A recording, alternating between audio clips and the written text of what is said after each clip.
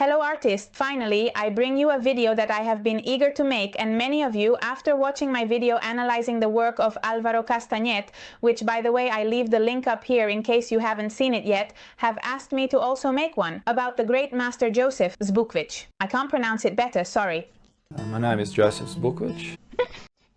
What? ZBUKVIC. Well, let's dive a little into the work of this great master and analyze the aspects that characterize the uniqueness and originality of this great watercolorist, known to all as ZBUKVIC. I am Claudia Lovera. On my channel you will learn all about watercolor. Let's start with some bio. Joseph was born in Zagreb, Croatia, in 1952. He emigrated with his family to Australia when he was 18 years old. He began practicing watercolor self-taught and quickly stood out as one of the best Australian artists to this day who has achieved worldwide fame. Joseph is known for creating a magical atmosphere and character in his paintings. In fact, this is how he has titled his famous book, Mastering Atmosphere and Mood in Watercolor. The subjects of his paintings are all kinds of landscapes and everyday scenes. Unlike Álvaro Castañet, who feels more comfortable with the hustle and bustle of the city, ZBUKVIC is equally drawn to the city as well as to the serenity of the countryside or the tranquility of reflections in the water. Joseph is a great lover and an advocate of the benefits of plein air painting, as he believes that painting outdoors provides us with great learning and is the best school there can be. As for color, unlike Álvaro Castañet, Joseph will not deceive us by highlighting colors that are not in the subject he is painting. That is to say, he will not generally use color expressively, but will mainly use it to create atmosphere and immerse us as much as possible in the watercolor. Let's say that color is subject to the environment. As is obvious in his work, and as Joseph himself confirms, his style is unique due to his obsession with tonal values. According to him, these are the main tools to give his works illusion and depth. On top of all this, there is a good mastery of drawing and optimal control of edges and the fusion of all elements. According to Joseph's words, color comes afterward, but it can add emotion to your work. Look at this watercolor. It is truly the case that it is hard to find works by ZBUKVIC where color takes on some relevance, but here it is clear that he wanted to enhance the red color of these awnings from the famous market in Venice. Here it is taken to its maximum expression, but always integrated and without straying too far from what reality is. Notice here what I was saying about the fusion of elements. The effect created between the upper wall and the start of the red awnings is fascinating and very artistic. It is unclear where one begins and the other ends. One must always decide in a watercolor which edges are defined and which ones merge. You will see I have included the next work in this section because the protagonist here is the color blue. It is curious that he has created this urban-themed work with an atmosphere of this tone, as what he usually does is use more neutral grays in this type of theme. But instead, we find ourselves in a rainy France, with turquoise tones that contrast with the rear lights of the cars and their reflection in cadmium red tones. The effect of this work is impressive, as by playing with the same luminosity value throughout the area of the buildings, combined with the ability to create an atmosphere as if it were fog, it completely achieves a rain effect, to which the man with the umbrella on the left and the reflections on the asphalt contribute. We can also see quite enhanced blues and turquoises in some seascapes, for example, this one you are seeing now. Notice that in the sea we will always have the most saturated colors and the darkest values as we go down the surface of the paper. In this seascape, a color of the water leaning towards ultramarine with lavender is shown to us. In contrast, in this other one, a more turquoise green color has been used, but not too vivid. Let us remember that ZBUKVIC will always respect reality and prioritize values to create his atmospheric magic. Now I show you this pair of examples in urban scenes and in a high-angle shot, so you can see a use of color of the jewelry type, as they usually call it. That is to say, here the color only appears in the final touches of details that bring the watercolor to life, which is what artists generally refer to as jewelry. In both, we have a single gray color that encompasses the entire watercolor, although in different values of luminosity. In the case of the work on the left, this gray color is enriched by some areas and touches of turquoise. And this jewelry, as we said, would be the brushstrokes of color that shape the passers-by, cars, and lights of headlights and illuminated windows on this rainy day. In the work on the right, as you can see, the idea is similar. We have a gray with different values and touches of color from lights and passers-by, although in this case we find ourselves on a sunny day. And well, ultimately, where are we going to find the brightest colors in Joseph? Well, the same as in daily life. Not in nature or in the buildings of an urban landscape, but in the everyday objects made by man. Boats, cars, clothing, accessories, lights. Here's another example of what I am discussing in these two works from Venice. We see a yellow boat and another in red that stand out quite a bit. He is using color realistically, but at the same time, he is using it to highlight the object and transform it into the focal point, but at the same time, it is perfectly integrated into the landscape and in harmony with the other elements. As we have already said, for Joseph, the important thing is to create atmospheric depth. What is in the foreground is the atmosphere, and this is achieved by understanding and mastering the effects of light. Remember that a very important theme is aerial or atmospheric perspective, which we also discussed in the video about Álvaro Castañet's work. In this watercolor that you see now, the effect is clearly appreciated when we use lighter and pastel values for the background, simultaneously creating undefined and indistinguishable shapes, in this case of the buildings, which, if you notice, appear blurry. And this is how the illusion of them being farther away is created. And this is how this effect of depth and exceptional atmosphere that our master ZBUKVIC undoubtedly masters.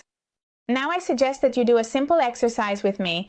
We will look at the watercolor again, but now squinting our eyes like this, more or less.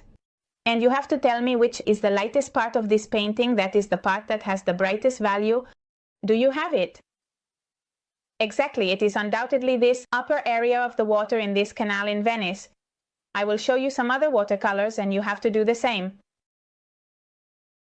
Squinting your eyes so that you can focus only on the values of luminosity. As you can see, almost always when working on seascapes, Joseph gives maximum light to the area of water that is close to the horizon line. And as it goes down the paper, it darkens the value and gives more saturation to the color. With this, it achieves depth and luminosity in the water. Now focus on this work. In this countryside view, the effect created with aerial perspective is impressive. It makes the elements come closer to us in a smooth and gradual way. As they get closer, they become more defined, just as it happens in reality. And that blurring achieved in the distance is masterful. You can't even tell where the mountains begin. This is another striking example of what we have just seen. Speechless. If you can think of ways to describe this work, please leave it in the comments. And now you will see, I wanted to contrast these two works because for me they have a connection both in theme and in the type of sunset light they want to convey, but at the same time they are so different. The one on the left has more saturated colors and is closer to reality in terms of a sunset. And due to the low light, we are cast with very elongated shadows that are highly contrasted with the light areas. In contrast, the image on the right also gives us a sense of sunset due to the position of the light areas and the elongated shadows, but the colors are not as saturated and the shadows are not as dark. And that, combined with the effect of the aerial perspective of the buildings in the background, makes the hazy and atmospheric effect more present in this image on the right. Here we can see an example of urban theme with the nearby buildings, which makes them cover almost the entire surface of the paper, going out of frame, on a sunny day. This allows for very interesting plays of light and shadow contrasts on the buildings, which are at the same time so fleeting, as those of us with experience painting outdoors know how elusive, changeable, and unstable light can be. In the work we see that these effects create diagonal directions downward, leading us to the lower area of the watercolor, where we find the focal point of interest. What is all this crowd of people walking down the street and gathered on the bar terrace? Allow me to highlight this line of light marked on the ground to the left, as it is a resource often used by professionals to create light interest, and also serves as a compositional tool to separate elements. In this case, it separates the ground from the building on the left. To show you more examples in this other work, we also have a strip of light on the asphalt that, combined with the other touches of light on the buildings to the left, and in contrast with the dark shadow that predominates on the buildings, since we have sunset light and therefore more contrast, creates a very beautiful and well-achieved drama in the scene. As I mentioned in the other video about Álvaro, we see that light can also play a compositional role. Here you have another example of a strip of light on the ground, in this case in the city of Paris. And in this work from the city of Vienna, we can see a similar effect, but with the strip of light diagonally, and the play of shadows created by the awnings of the bars, those on the left. By the way, notice the beauty of the building in the background. It is just a silhouette with texture and without any detail that gives it volume. It is ethereal. Now let's talk about stroke and texture. Joseph wisely tells us, never paint the object. Don't paint an apple or a cow. Paint shapes that look like apples or cows. This phrase helps us understand that we actually don't have to try to paint what we see, but rather we must extract its essence and adapt it to the medium we are using to paint. Basically, it's about not painting by licking the objects, as I say. But sometimes a single stroke or brush stroke or touch of color can say much more than some repeated and patched strokes. Allow me to expand the explanation a little so that the concept is crystal clear. It's the same as when someone doesn't know how to draw, who starts to trace and trace the same line repeatedly, creating an effect of a combed and loose line, instead of creating a line with a confident and expressive stroke. Here, the mastery of a confident and decisive gesture is indisputable. This is evident in the brushstrokes of the entire work in general, but more specifically in this accumulation of bicycles in the foreground. With a collection of strokes made without fear, Joseph perfectly captures the essence of the represented object. The following image helps me show you how the strokes of the shadows on the ground are dry, brush strokes quickly dragged. A very interesting effect that reveals the roughness of the paper. The next work will allow me to comment on the strokes in seascapes. Notice that for the waves, it involves making more or less horizontal lines that should be longer in the lower area, and as they recede, they should become smaller and reduce in quantity, since being further away, we won't see as much detail of the water's waves. For the reflections of the boats, it should also be taken into account that the lines must be slightly inclined. To help you understand, they should create a more or less zigzag pattern.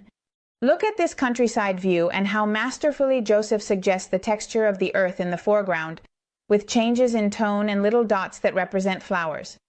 And how does Joseph achieve those dry strokes of the leaves of the trees in the foreground? Well, look. I actually punish it by going like that, and you push it forward, and that should give us our tree leaves. This would be another example of texture in the countryside, but here it is even more pronounced and expressive than in the previous work. If one can be even more expressive, here we have a texture that is already at a third level. In this equestrian motif, ZBUKVIC creates a nebulous texture for us with the help of white color, which, by the way, I believe he uses Chinese white, if I'm not mistaken, right? And well, here he achieves a fusion of the horse's legs with the ground and an extraordinary movement. You will see. And lastly, we cannot leave without seeing another texture that is now at a fourth level. This watercolor shows us textures taken to the extreme that occupy the entire area of the mountains and the houses. This is a work created in China in 2018 and reflects a search that goes beyond wanting to capture reality. It achieves emotions through experimentation with the technique, but always maintaining a reference. For me, this is magic, knowing how to combine reality with the expression of the emotions that the artist feels when seeing it. This is my phrase, it's my phrase. Well, to conclude the analysis, let's now look at a few examples of composition.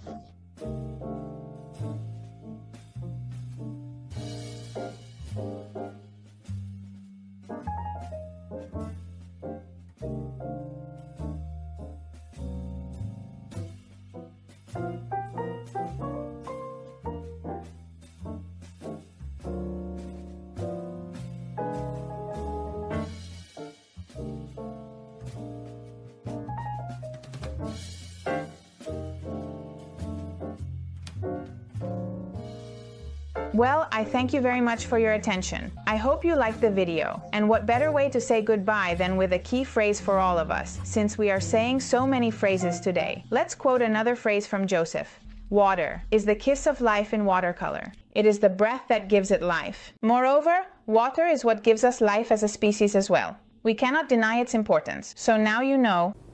Be water, my friend.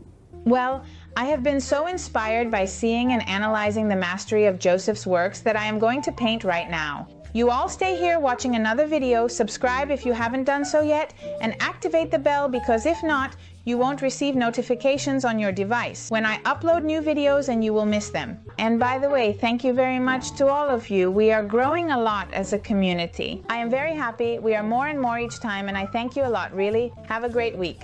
What? You still haven't subscribed? Well, come on, click here. Tap, tap, tap. Look at the camera. Look.